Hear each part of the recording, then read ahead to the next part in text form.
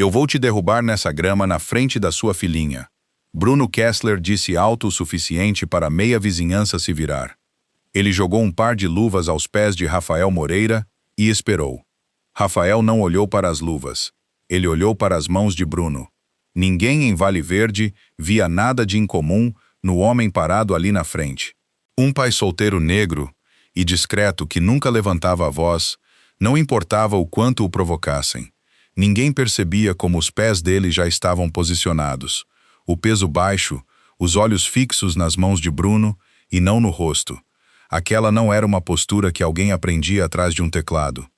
Então, por que alguém capaz de resolver aquilo em segundos escolheria não dizer nada? Se você gosta de histórias sobre a pessoa mais quieta da sala, que acaba sendo exatamente aquela a quem todos deveriam ter prestado atenção, se inscreva agora mesmo, porque essa história está prestes a ficar bem mais interessante. Rafael Moreira tinha construído uma vida boa a partir de pequenas coisas. A corrida da manhã antes de Bianca acordar. A horta revirada atrás de casa a cada início de outono. O café esfriando na varanda, enquanto a rua acordava ao redor dele, e ele deixava tudo passar sem precisar fazer parte diretamente. Vizinhos que passavam recebiam um aceno de cabeça e, às vezes, um oi com a mão. E, geralmente, essa era toda a conversa. Para eles, ele era fácil de decifrar. Um homem negro quieto, na casa dos 40, criando sozinho sua filha de 12 anos, desde que a esposa morrera 2 anos antes. Cuidadoso com o dinheiro, cuidadoso com as palavras, fazendo algum tipo de trabalho de segurança por contrato, num escritório em casa que ninguém jamais visitava. O tipo de vizinho tranquilo que todos apreciavam e quase ninguém realmente conhecia. O que a rua não conseguia ver era o jeito como Rafael sempre escolhia a cadeira de costas para a parede em qualquer restaurante. Ou quão pouco sono ele realmente precisava, e quão alerta permanecia nas horas em que o resto do quarteirão estava completamente adormecido. Ou o fato de que ele conseguia desmontar e remontar a fechadura da própria porta da frente mais rápido do que a maioria das pessoas encontrava as chaves. Ele havia passado 12 anos na Marinha, os últimos 8 em operações, que nunca eram discutidas em briefings públicos e nunca apareciam em nenhum tipo de registro que um civil pudesse solicitar. Havia liderado a equipe de Operações Especiais 5 em 3 missões classificadas e saído de tudo aquilo com 2 coisas: uma promessa feita à esposa, Carolina, nas últimas semanas dela, e uma disciplina de silêncio tão completa que se tornara indistinguível de quem ele era. Carolina não havia pedido para ele fingir que o passado não existia. O que ela pediu foi mais suave e mais difícil de sustentar. Garanta que a Bianca cresça te conhecendo como mais do que aquilo em que a guerra te transformou. Rafael pegou essas palavras e as dobrou em algo mais simples e mais absoluto do que ela provavelmente pretendia. Nada de falar sobre a vida antiga, nenhuma explicação, nada que pudesse traçar uma linha de volta ao homem que ele tinha sido. Ele dizia a si mesmo que era isso que ela quisera dizer, e se agarrou a essa interpretação por 2 anos, do jeito que um homem se agarra a uma história que sabe estar incompleta, mas ainda não tem nada melhor para colocar no lugar.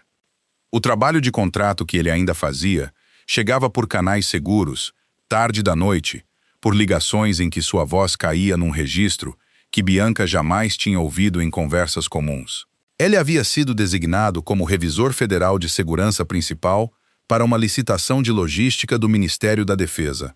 O tipo de análise que media o histórico de segurança de uma empresa, seu histórico de conformidade, sua aptidão para lidar com cargas sensíveis dentro dos prazos do governo.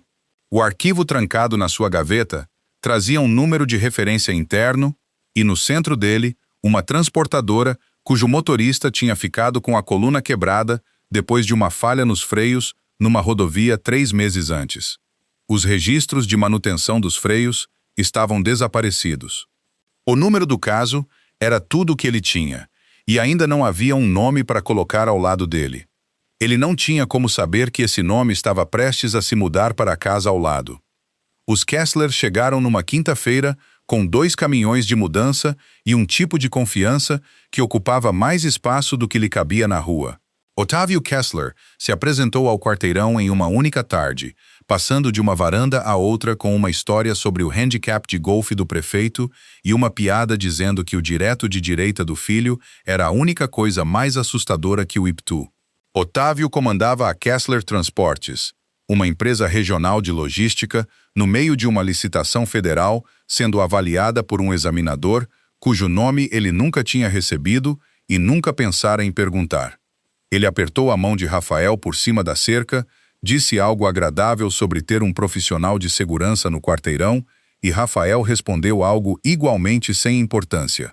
Nenhum dos dois fazia ideia, ainda, de quão intimamente ligadas já estavam as suas situações. Bruno, filho de Otávio, tinha 16 anos e era construído como se cada hora da sua vida tivesse sido dedicada ao domínio físico. Tinha faixa preta em karatê e faixa marrom em jiu-jitsu brasileiro e carregava um cartório amador de MMA que um pequeno patrocinador esportivo vinha observando havia meses, esperando ver se o garoto conseguiria ficar longe do tipo de manchete que deixava investidores desconfortáveis. Ele era genuinamente habilidoso, não apenas fisicamente capaz, mas tecnicamente treinado, o tipo de adversário que entendia como usar uma jaula, uma plateia e o peso do público a seu favor. O que lhe faltava, e o que Rafael percebeu já na primeira semana observando o garoto, era qualquer relação funcional com a raiva que não tinha para onde ir quando não havia adversário na frente dele. Otávio tinha construído essa pressão nele desde a infância, uma regra absorvida tão cedo que soava como natureza, e não como instrução. Um Kessler não tem permissão para parecer fraco. O resultado era um jovem com habilidade real e nenhuma compreensão do que fazer com as partes de si mesmo que não cabiam dentro de uma luta. Rafael decidiu, do jeito que decidia a maioria das coisas envolvendo problemas de outras pessoas, ficar de fora completamente. Disse a si mesmo que era assim que a paz parecia agora, e por algumas semanas quase acreditou nisso. O primeiro cruzamento de verdade aconteceu numa terça-feira à tarde. Bianca estava na garagem lavando o carro, música baixa o suficiente para mal chegar à calçada, quando Bruno atravessou vindo da propriedade dos Kessler, enfiou o braço pela janela aberta e arrancou o botão de volume do painel. Disse a ela que o barulho estava atrapalhando a concentração dele nos treinos. Quando ela mandou ele sair, o garoto tirou o celular da mão dela e o jogou na rua. Depois disse que ela precisava aprender o lugar dela antes que se metesse em algo para o qual não estava preparada. Rafael tinha assistido tudo da varanda. Atravessou o quintal, pegou o celular do asfalto e o devolveu a Bianca antes de se virar para Bruno. Não com uma ameaça, mas com um pedido. Não toque em nada nesta propriedade que não seja seu. Peça desculpas a ela e não volte aqui. Bruno avançou na direção dele do jeito que avançava contra adversários na jaula, usando o próprio tamanho para reduzir o espaço entre eles, e disse a Rafael que um homem que passava a vida escondido dentro de casa não tinha nada que dizer a ninguém o que fazer, muito menos um homem que conseguia terminar uma luta com um golpe só. Rafael não disse nada. Ficou parado ali, até que Bruno, interpretando a quietude como medo, finalmente foi embora rindo com os amigos. Naquela noite, Bianca começou uma pasta no celular, sem contar nada ao pai. O momento que mudou o formato de tudo aconteceu 4 semanas depois, na cerca dos fundos. Otávio estava puxando conversa naquele jeito casual e testador que os homens usam para medir o quanto a pessoa do outro lado realmente sabe. E mencionou, quase de passagem, que o time jurídico da Kessler Transportes estava lidando com um parecer de segurança desfavorável ligado a um acidente de caminhão no início do ano. Rafael manteve a expressão parada, mas o número interno do caso se encaixou antes mesmo de Otávio terminar a frase. Uma única referência que dizia a Rafael exatamente qual arquivo era aquele e exatamente quem estava parado do outro lado da sua cerca. Otávio percebeu algo naquele meio segundo antes de Rafael responder. Não o suficiente para ter certeza, mas o suficiente para se preocupar. A partir daquele ponto, a abordagem de Otávio mudou de formas que ele nunca disse diretamente. Ela entendeu que, se o revisor federal responsável por avaliar a proposta da Kessler Transportes pudesse ser provocado a um ato visível de agressão ou má conduta registrado, qualquer parecer que ele emitisse contra a empresa poderia ser contestado por parcialidade. A neutralidade do avaliador ficaria comprometida. O arquivo poderia ser reatribuído. A licitação poderia sobreviver. Otávio não precisava que Rafael saísse do bairro. Precisava que Rafael cometesse um erro testemunhado e documentado. E ele tinha um filho de temperamento curto e uma queixa em aberto já em movimento para chegar lá. Começou a incentivar Bruno de formas pequenas e fáceis de negar depois, deixando claro quais reclamações ele pessoalmente achava razoáveis, ficando calado nas ocasiões em que as coisas escalavam, deixando subentendido que qualquer consequência aquém de uma prisão poderia ser administrada. Bruno, que já não gostava de Rafael por motivos que tinham mais a ver com a própria inquietação do que com qualquer coisa que Rafael de fato tivesse feito, não precisava de muito incentivo. Numa sexta-feira à tarde, enquanto Bianca tinha amigas no deck dos fundos trabalhando num projeto da escola, Bruno chegou até a divisa com 2 amigos da academia e começou a chutar a fileira de hortênsias que Carolina tinha plantado ao longo da cerca, anos antes de morrer, gritando insultos altos o suficiente para chegar ao deck. Rafael saiu e pediu com calma que eles fossem embora. Bruno pisou na grama, agarrou Rafael pelo colarinho e o empurrou para trás, na direção de Bianca e das amigas. O que aconteceu depois durou menos de 1 segundo. Rafael prendeu o pulso de Bruno, girou o quadril na direção do contato e derrubou o rapaz de joelhos na grama, antes que qualquer um ali entendesse direito o que tinha acabado de ver. Nenhum soco desferido, nenhuma marca deixada, apenas a diferença real de habilidade exposta na frente de 4 testemunhas. Rafael o soltou, disse algo baixo sobre o chão molhado e ajudou-o a se levantar como se nada de importante tivesse acontecido. Bruno não disse nada, mas a expressão no rosto dele deixava claro que o que quer que viesse a seguir não seria mais uma troca menor na cerca. Otávio chegou em menos de 1 hora, ameaçando processos e conexões na prefeitura que poderiam complicar as coisas de formas que nada tinham a ver com jogo limpo. Por baixo do barulho estava o mesmo cálculo que ele vinha fazendo o tempo todo. Conflito visível suficiente, provocação registrada suficiente e a neutralidade profissional do avaliador entraria em discussão. Rafael ouviu tudo sem levantar a voz, e depois que o carro de Otávio dobrou a esquina, sentou-se sozinho nos degraus da varanda e deixou-se entender algo que vinha evitando. Seu silêncio não estava mantendo Bianca mais segura. Tinha dado a Bruno uma pista mais longa para testar até onde podia empurrar as coisas, e cada vez que Rafael absorvia o empurrão sem consequência, a linha se movia mais para longe. Pensou no que Carolina realmente tinha pedido a ele. Pensou na diferença entre o que ela quisera dizer e o que ele tinha construído em nome dela, e pela primeira vez, essas 2 coisas não pareciam exatamente iguais de onde ele estava sentado. Quando Bianca saiu e perguntou se estava tudo bem, ele disse que estava resolvido. A mesma resposta de sempre. Ela aceitou do jeito que sempre aceitava as respostas dele, mesmo que algo na expressão dela deixasse claro que ela estava começando a querer mais do que isso. A churrascada do dia da independência era o único evento do quarteirão que ninguém perdia. Messas dobráveis arrastadas para a praça compartilhada e meio bairro revezando-se nas churrasqueiras. Rafael levou Bianca naquela manhã, esperando por uma tarde comum, do tipo em que ninguém precisava que ele fosse nada além de um pai parado perto de uma caixa de isopor com um prato de papel na mão. Pela primeira hora foi quase isso que tiveram. Bianca ria com as amigas perto da mesa de sobremesas e Rafael se permitiu relaxar o suficiente para conversar com um vizinho sobre um poste de cerca que precisava ser trocado antes do inverno. Percebeu, sem querer, que tinha se posicionado na borda da reunião com uma linha de visão clara para o estacionamento, do jeito que sempre se organizava em qualquer multidão sem decidir conscientemente. Era um hábito que 12 anos tinham deixado nele, e naquele dia ele não lutou contra isso. Deixou-se observar a filha rindo de algo que uma amiga dissera, e por alguns minutos à tarde ficou exatamente onde deveria estar. Otávio chegou num carrinho de golfe com uma caixa de cerveja importada e o tipo de energia que esperava que tudo ao redor se ajustasse. Bruno entrou logo atrás, já carregando luvas debaixo do braço. 4 amigos da academia vinham atrás numa formação solta, do jeito que as pessoas andam quando já estão se apresentando para uma plateia que esperam reunir. A multidão sentiu a mudança antes de entender o que estava vendo. A quietude particular que se instala sobre um grupo quando algo está prestes a dar errado passou pelas mesas em silêncio, e então Bruno já estava atravessando a grama na direção de Rafael. Jogou as luvas aos pés de Rafael, alto o suficiente para meio quarteirão se virar.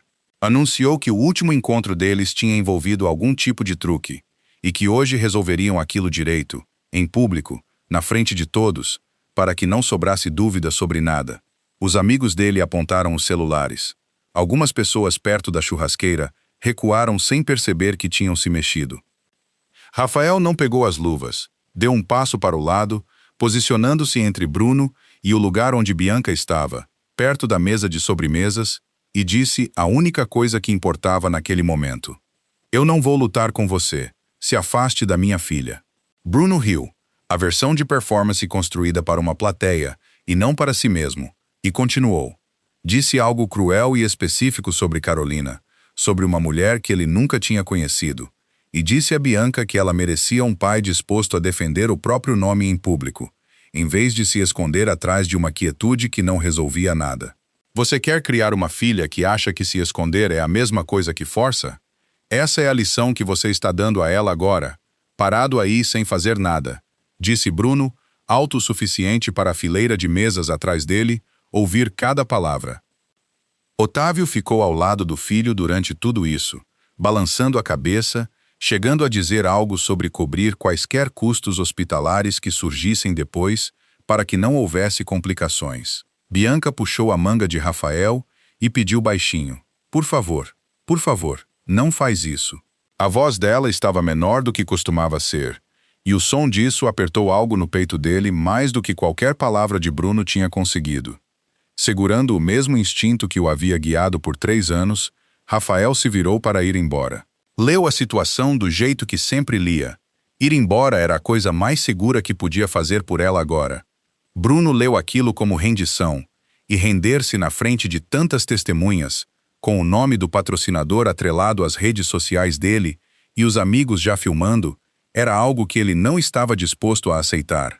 Esticou o braço e agarrou Bianca para bloquear o caminho do pai, e o movimento a fez tropeçar com força no pavimento, se amparando com uma das mãos e ralando feio a pele da palma.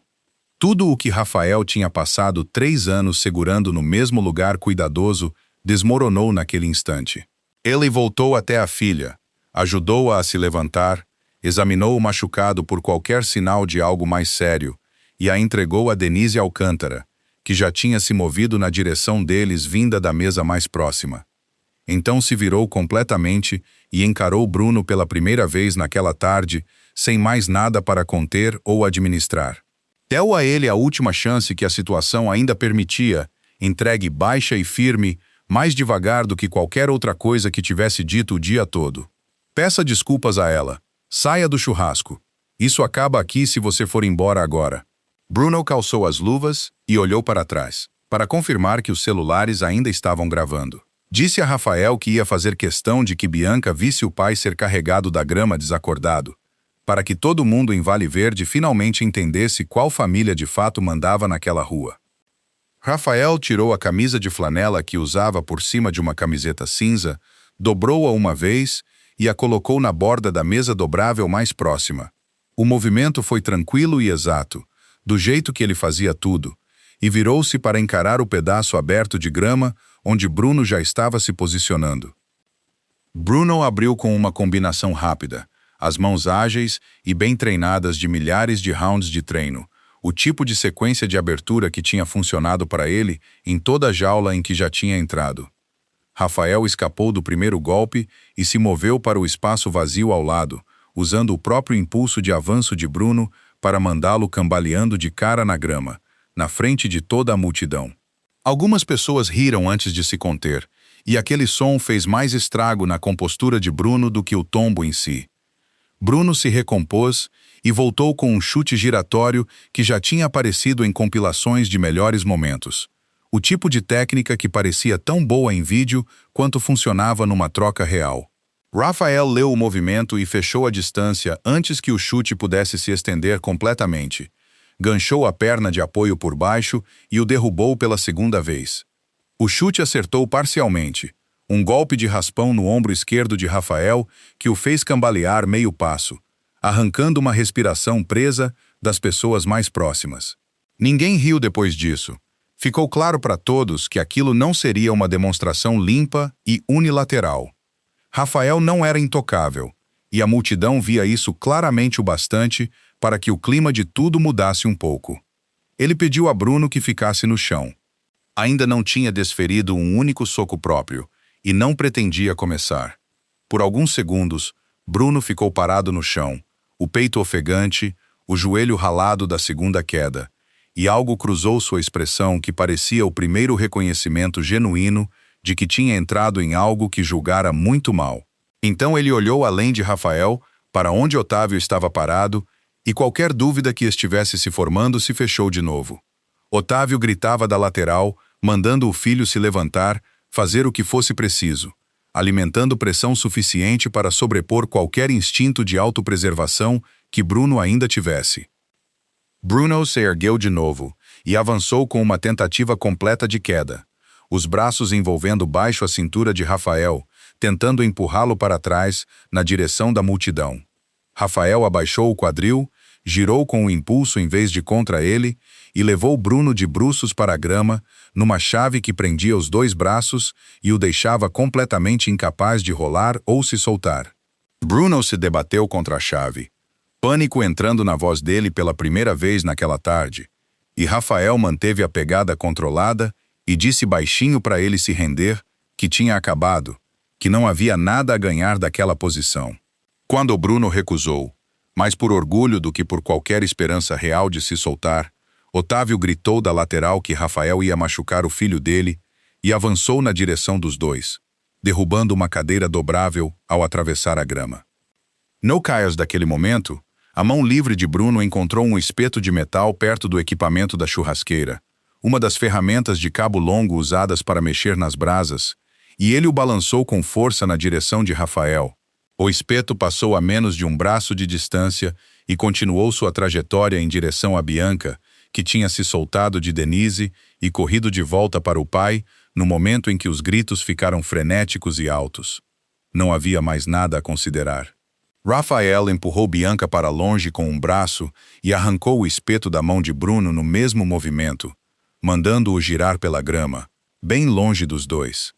Então prensou Bruno de bruços e trancou ambos os braços atrás das costas dele, tão completamente que ele não conseguia se mexer nem um centímetro em qualquer direção.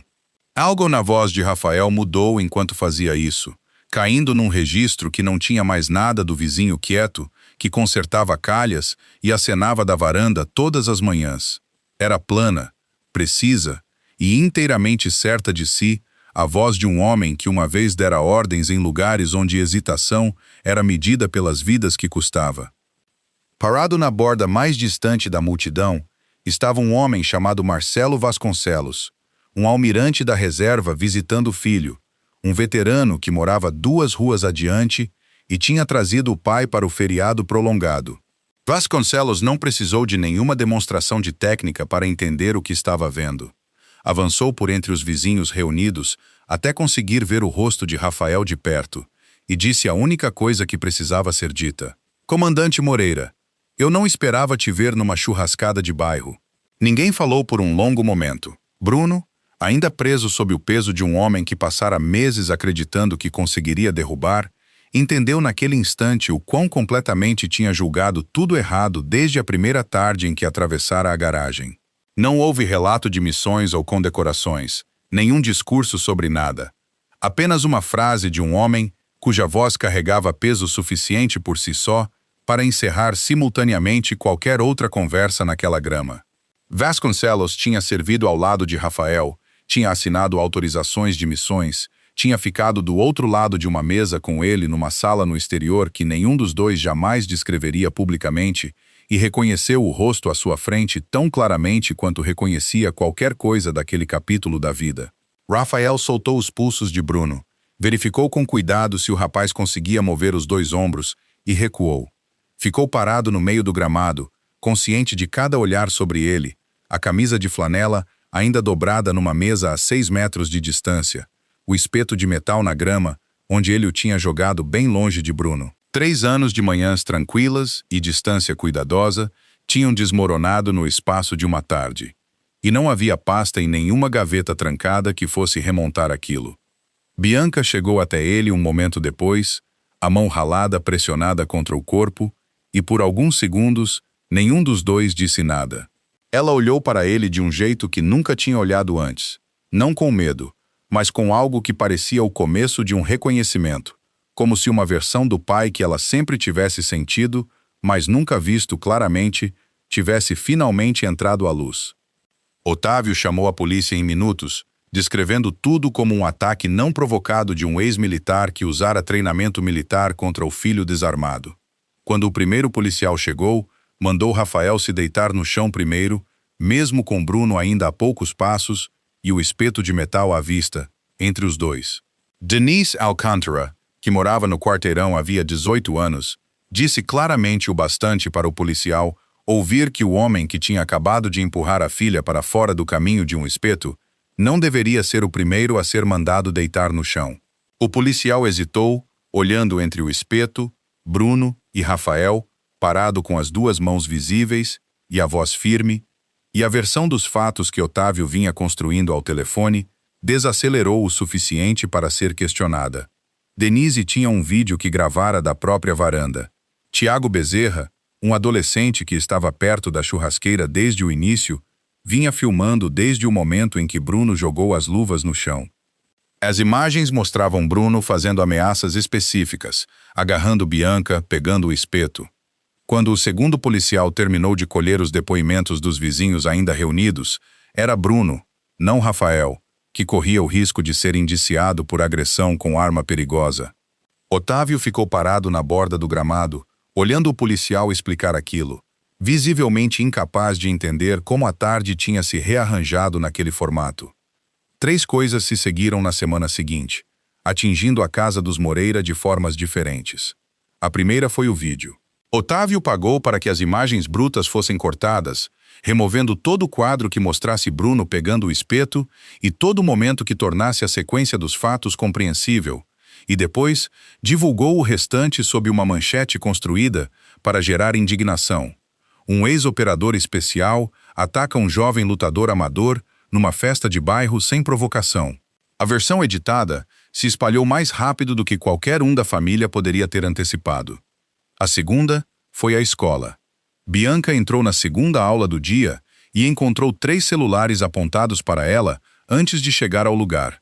Um garoto que ela mal conhecia perguntou, sem muita crueldade, mas sem nenhuma gentileza também, se era verdade que o pai dela tinha tido algum tipo de surto na festa. Ela não disse nada, sentou e passou pelo resto do dia do jeito que passava pela maioria das coisas difíceis na vida, mantendo o rosto completamente parado e esperando as horas passarem. Não contou ao pai naquela noite como os corredores tinham sido. A terceira foi a assistente social.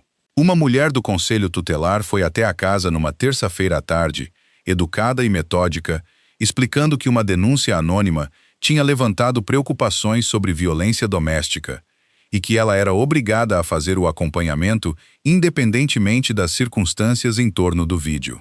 Fez algumas perguntas a Bianca, a sós, na sala, enquanto Rafael esperava na cozinha, forçando-se a ficar na cadeira mesmo com cada instinto mandando-o andar de um lado para o outro. Quando ela veio procurá-lo, disse que Bianca tinha sido consistente e clara, e que nada na casa lhe dava qualquer preocupação real, mas que o arquivo continuaria aberto para uma visita de acompanhamento padrão. Rafael respondeu a cada pergunta sem levantar a voz. Deixou-a percorrer a casa e ficou parado na janela da cozinha por um longo tempo, depois que ela saiu, observando o contorno de Bianca através da cortina lá em cima, pensando em quantos anos tinha passado acreditando que manter tudo trancado era a mesma coisa que mantê-la protegida. Para se defender da denúncia, ele enfrentou uma escolha que parecia quase impossível de fazer sozinho. Provar que suas ações na grama tinham sido controladas e não agressivas significava liberar parte de um histórico militar que ficara selado por anos. Um histórico que ele tinha passado 3 anos, mantendo o mais longe possível do dia a dia de Bianca. Sentou-se à mesa uma noite, com a gaveta trancada, aberta à sua frente, e leu páginas que não olhava desde a morte de Carolina. Elogios e relatórios pós-missão, escritos numa linguagem que parecia descrever outra pessoa inteiramente. Fechou a gaveta sem tomar uma decisão, dizendo a si mesmo que ainda tinha tempo, embora alguma parte dele já entendesse para onde aquilo estava indo. Bianca descobriu sobre a denúncia antes que ele contasse, tendo ouvido o suficiente de uma ligação entre o pai e o advogado para preencher o resto. Foi até a mesa da cozinha naquela noite e se sentou na frente dele, com a mão enfaixada no colo, e disse a coisa que vinha segurando havia muito tempo. Se você não tivesse escondido tudo por tanto tempo, ela disse, talvez as pessoas soubessem quem você era desde o começo. Talvez o Bruno nunca chegasse tão longe se todo mundo nessa rua já entendesse pelo que você passou para voltar para nós. Rafael não tinha uma resposta pronta para aquilo, o que já era uma resposta em si. Por 3 anos, ele tinha dito a si mesmo que silêncio era o mesmo que segurança, que manter tudo dobrado em gavetas e arquivos era como honrava o que Carolina tinha pedido. Sentado diante de Bianca, vendo-a segurar a mão machucada e fazer uma pergunta que ele não podia simplesmente desviar do jeito que sempre fazia, entendeu pela primeira vez que aquilo que tinha construído para protegê-la também a tinha deixado exposta de formas que nunca pretendera e nunca tinha visto chegar. Ele estendeu a mão pela mesa e contou a verdade da forma mais simples que conseguiu, sem nenhuma pasta entre os dois dessa vez. Tinha interpretado errado o que Carolina pedira no final. Ela não queria que ele desaparecesse atrás do próprio silêncio ou se tornasse uma versão de si mesmo que nunca falava sobre as coisas que importavam. Ela queria que Bianca o conhecesse como mais do que aquilo em que a guerra o tinha moldado, e em algum momento pelo caminho, ele tinha transformado isso numa parede, em vez de numa porta pela qual a filha pudesse passar quando precisasse dele. Tinha tido medo do que as pessoas pensariam se soubessem de tudo, e esse medo vinha comandando suas decisões havia mais tempo do que gostaria de admitir em voz alta. Disse que agora tinha mais medo de outra coisa, de ela olhar para o silêncio dele e decidir que era algum tipo de força digna de ser copiada, quando tudo aquilo nunca tinha passado dele, tentando fugir do próprio luto. Bianca também não tinha uma resposta completa pronta para aquilo. Acenou devagar, do jeito que uma pessoa faz quando ainda está decidindo o quanto do seu perdão está disponível e em que forma, e estendeu a mão livre, pousando-a por um instante sobre a dele antes de recolhê-la. Os dois ficaram sentados na cozinha sem dizer muito mais, e o silêncio entre eles finalmente pareceu diferente de todo o silêncio que viera antes. Lá fora, o bairro ainda circulava um vídeo que contava só metade da verdade, e do outro lado da cidade, atrás de uma mesa ainda cheia de caixas de mudança fechadas, Otávio Kessler acreditava que já tinha vencido. Não fazia ideia de que o próximo movimento que planejava fazer estava prestes a entregar a última peça do processo contra ele, exatamente à pessoa menos disposta a deixar aquilo passar em silêncio. Rafael não era um dono de empresa escondido. Ele era o revisor federal de segurança principal, designado pelo Ministério da Defesa para avaliar a proposta da Kessler Transportes para um contrato de logística de 52 milhões de reais. Um papel que lhe dava autoridade para aprovar ou desqualificar qualquer proponente que não atendesse aos padrões de segurança e conduta do governo. Tinha aceitado a designação meses antes de os Kessler se mudarem para o lado, antes de ter qualquer motivo para ligar um número de processo a um vizinho, e nenhum dos dois homens sabia a posição completa do outro quando se cumprimentaram pela primeira vez por cima daquela cerca. O advogado de Otávio, trabalhando na campanha de pressão contra Rafael, acabou rastreando o papel dele no governo e levou a informação a Otávio numa ligação naquela mesma semana. A resposta de Otávio não foi recuar. Foi acionar todos os contatos que tinha em direção a Brasília e exigir que Rafael fosse removido de qualquer processo relacionado à sua empresa, sob o argumento de que um homem que tinha agredido o próprio filho numa festa de bairro não tinha nada que servir como avaliador neutro de qualquer coisa ligada ao nome Kessler. A exigência chegou, por uma cadeia de contatos que Otávio não entendia completamente, à mesa de Marcelo Vasconcelos, que ainda prestava consultoria ao Ministério em questões de segurança e revisão de contratados. Otávio não sabia que Vasconcelos tinha estado a 15 metros de distância naquele gramado. Vasconcelos deixou Otávio terminar todo o relato sem interromper, ouvindo a descrição de Rafael como instável, perigoso e comprometido, ouvindo menções a doadores, ao gabinete do prefeito e a uma disposição de escalar até onde fosse necessário. Otávio expôs seu caso do jeito que fazia a maioria das coisas, com a confiança de um homem que presume que quem o escuta tem menos informação do que ele. Vasconcelos então disse, num tom que não deixava transparecer o quanto aquela conversa já tinha ultrapassado o apropriado, que o homem que Otávio queria remover estava entre os comandantes mais confiáveis que já haviam servido sob sua autoridade direta, que ele mesmo tinha assinado autorizações de missões que ainda não estava autorizado a discutir publicamente, e que tinha estado presente no incidente que Otávio estava descrevendo e assistido à sequência completa dos fatos desde o início. Acrescentou que a conduta que Otávio acabara de descrever, pressionar um avaliador federal, suprimir provas e intimidar testemunhas durante uma investigação de conduta em andamento, não era uma questão pessoal. Era um conflito de interesses com sérias consequências legais. Antes de encerrar a ligação, Vasconcelos disse que pretendia documentar todo o relato e submetê-lo à Corregedoria de Ética do Ministério naquela mesma tarde. A Kessler Transportes foi suspensa do processo de licitação em poucos dias, à espera de uma investigação completa sobre a conduta da liderança em relação ao avaliador e sobre as violações de segurança já registradas. Vasconcelos ligou para Rafael assim que a decisão da junta foi finalizada, não para dar parabéns, mas para dizer claramente que se afastar da revisão tinha sido a decisão certa. O tipo de julgamento que separava um comandante digno de confiança de um que simplesmente queria ser a pessoa segurando a decisão final. Rafael soube da carta de Vasconcelos de segunda mão por um colega que presumiu que ele já sabia. Ficou sentado com o telefone, ainda na mão depois, entendendo exatamente o que tinha se aberto à sua frente. Tinha a autoridade, no papel, para assinar sozinho a desqualificação da Kessler Transportes. Uma tarde, uma assinatura, e estaria resolvido, nos termos dele. Ninguém no ministério questionaria a decisão, dado tudo que já constava no registro. Ele girou aquilo na cabeça do jeito que costumava girar decisões que tinham peso de verdade. Entendia o que aconteceria se assinasse. Otávio passaria anos contando a quem quisesse ouvir que um ex-operador especial tinha usado uma revisão federal para acertar contas pessoais, e não importava quão sólida fosse a prova por trás da conclusão, essa história encontraria a plateia. A parte legítima do resultado desmoronaria sob a forma como pareceria. Mais do que isso, sentado sozinho à mesa com a carta de desqualificação já redigida diante dele, Rafael entendeu algo sobre si mesmo que só recentemente estava disposto a admitir claramente.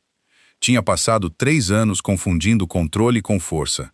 Não ia corrigir esse erro, trocando-o por uma versão diferente da mesma coisa, em que a própria mão dele decidia o final, só porque era a opção mais rápida e mais satisfatória disponível. Pensou em Carolina. Pensou em como ela teria interpretado aquela escolha, e o pensamento resolveu a questão antes que qualquer argumento de estratégia pudesse. Ele se recusou a continuar na revisão inteiramente, submeteu cada prova que tinha reunido a uma junta independente sem ligação com nenhuma das partes, e recuou. Deixou pessoas que não lhe deviam nada decidirem o que viria a seguir. Bianca tomou uma decisão própria por volta da mesma época, e não contou ao pai que estava tomando essa decisão. Tinha passado semanas salvando prints em silêncio, mensagens que Bruno tinha mandado para outras crianças do quarteirão, vídeos que ele tinha postado zombando de gente menor do que ele, um padrão de comportamento que remontava a meses antes de ele sequer pisar na propriedade dos Moreira. Levou tudo isso a Tiago Bezerra, junto com o que sabia sobre as imagens completas e não editadas que os advogados de Otávio não tinham conseguido apagar de fato, porque Tiago tinha feito um backup num lugar que eles nunca tinham pensado em checar. Juntos, levaram as imagens completas e tudo o que Bianca tinha reunido para a polícia local e para uma repórter conhecida por verificar informações com cuidado antes de publicar qualquer coisa. A repórter perguntou a Bianca diretamente por que ela tinha esperado tanto para se manifestar. Bianca respondeu com honestidade. Por um tempo, disse. Tinha acreditado que silêncio era simplesmente o que a família dela fazia. Era o que tinha crescido observando. E nunca tivera motivo para pensar que fosse uma escolha, em vez de simplesmente o jeito como as coisas funcionavam. Depois percebeu que essa crença nunca tinha realmente mantido ninguém a salvo, incluindo ela mesma. Rafael descobriu depois que tudo já estava feito, parado na cozinha enquanto Bianca ficava na porta e se explicava com o queixo erguido, pronta para ele ficar bravo por ela ter agido sem contar antes. Ele não ficou bravo. Reconheceu o que estava vendo. O mesmo instinto que uma vez o tinha guiado por situações que ninguém deveria saber que existiam, o instinto de agir em vez de segurar posição indefinidamente, tinha aparecido na filha. E pela primeira vez, deixou-se sentir orgulho disso, em vez de medo de para onde aquilo poderia levá-la.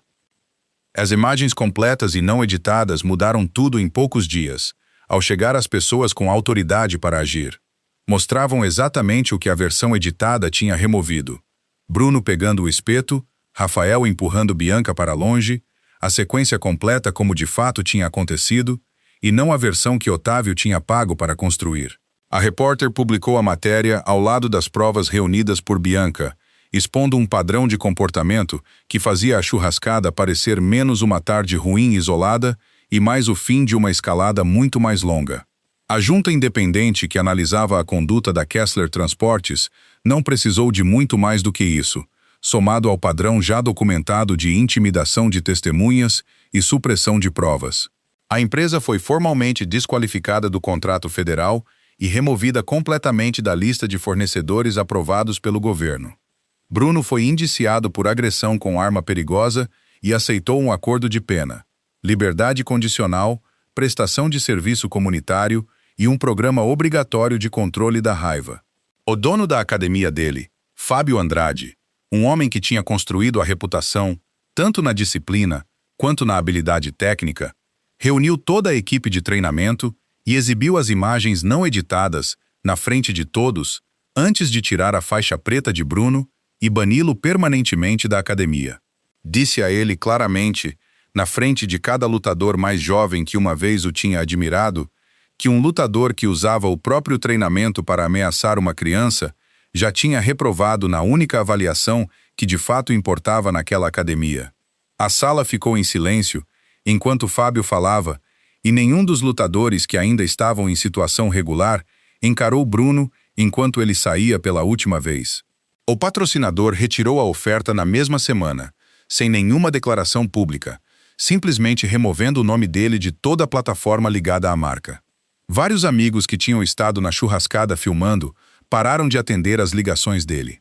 Os celulares que uma vez tinham se erguido para capturar seus melhores momentos ficaram nos bolsos sempre que ele entrava numa sala, e Bruno se viu andando pelo próprio bairro naquele silêncio particular de quem descobre que a atenção em torno da qual construiu sua identidade nunca foi tão incondicional quanto acreditava. O processo no Conselho Tutelar foi encerrado sem mais providências. A assistente social que tinha feito a visita original ligou pessoalmente para avisar Rafael, acrescentando que raramente via casos encerrados de forma tão limpa e que esperava que o outono da família fosse consideravelmente mais tranquilo que o verão que tinham enfrentado. O Conselho de Administração de Otávio, diante de uma investigação federal ativa sobre violações de segurança que a empresa vinha gerenciando silenciosamente havia anos, votou pela renúncia forçada dele dentro do mês. O nome dele saiu do papel timbrado. O contrato pelo qual ele tinha hipotecado a própria reputação desapareceu antes do ano virar. Rafael não sentiu o que às vezes imaginara que sentiria quando tudo aquilo finalmente terminasse. O que se instalou foi algo mais perto de cansaço. O peso particular de ver algo terminar do jeito certo depois de um longo período de incerteza sobre se isso aconteceria. Pensou mais de uma vez naquela semana em como teria sido fácil sentir só vitória e como era estranho que o que de fato sentia fosse mais silencioso e mais difícil de nomear do que isso. Ligou para a coordenadora da firma para retomar formalmente o trabalho que tinha sido pausado. Ela disse que o processo Kessler estava permanentemente selado sob o nome dele, e que estava feliz por tê-lo de volta. Ele agradeceu, desligou o telefone e ficou parado na cozinha por alguns minutos sem fazer nada em particular, o que pareceu um pequeno presente por si só. Algumas semanas depois, numa tarde tardia em que a luz estava ficando rasa e o ar já tinha virado o suficiente para o outono para parecer diferente do verão, Bruno apareceu na cerca sem luvas e sem ninguém atrás dele. O caminhão de mudança já estava na garagem dos Kessler, meio carregado, a placa de "Vende-se" de volta no jardim. Ele parecia mais novo do que tinha parecido o verão todo, as mãos nos bolsos da jaqueta, sem nada mais para performar para uma plateia que não estava mais lá. Rafael largou a tesoura de poda que estava usando ao longo da cerca e foi até ele sem pressa, do jeito que se movia para quase tudo agora. Bruno perguntou, numa voz menor do que qualquer uma que tinha usado desde a primeira tarde em que atravessara a garagem, por que Rafael não tinha quebrado o braço dele naquele dia na grama, quando claramente poderia? Eu já tinha vencido àquela altura, Rafael disse a ele. Bruno não entendeu de imediato. Olhou além de Rafael, para onde Bianca estava ajoelhada alguns passos atrás, uma pequena pá de jardim na mão e terra nos joelhos, e algo passou pela expressão dele, devagar o bastante para parecer real. Só então começava a entender que Rafael nunca tinha estado falando sobre a luta. Ficou ali mais um instante, como se esperasse por mais, depois acenou uma vez e voltou para a garagem sem dizer outra palavra. Rafael o observou ir embora, depois se ajoelhou de volta ao lado de Bianca na terra. Os dois passaram o resto daquela noite replantando as hortênsias que Carolina tinha colocado ao longo da cerca, anos antes de a guerra ter nome dentro daquela casa. As mesmas que Bruno tinha chutado no início do outono. Os galhos tinham sido dobrados com força e mais de um tinha quebrado. Mas as raízes tinham resistido. E havia mais vida ainda na terra do que qualquer um dos dois esperava quando puxaram para fora as partes danificadas. Bianca enfiou a pá na terra e perguntou ao pai, sem levantar os olhos do que as mãos faziam, se lutar naquele dia tinha significado quebrar a promessa que ele tinha feito à mãe dela. Rafael pensou naquilo com honestidade antes de responder. Disse que não tinha lutado para provar que era mais forte que Bruno. Tinha feito o necessário para mantê-la segura e, em algum ponto no meio de tudo aquilo, finalmente entendera a diferença entre essas duas coisas. Uma diferença que devia ter enxergado muito antes do que enxergou. Bianca pressionou a palma da mão contra a terra ao lado da raiz que tinham acabado de cobrir e disse a ele que não precisava de um pai perfeito.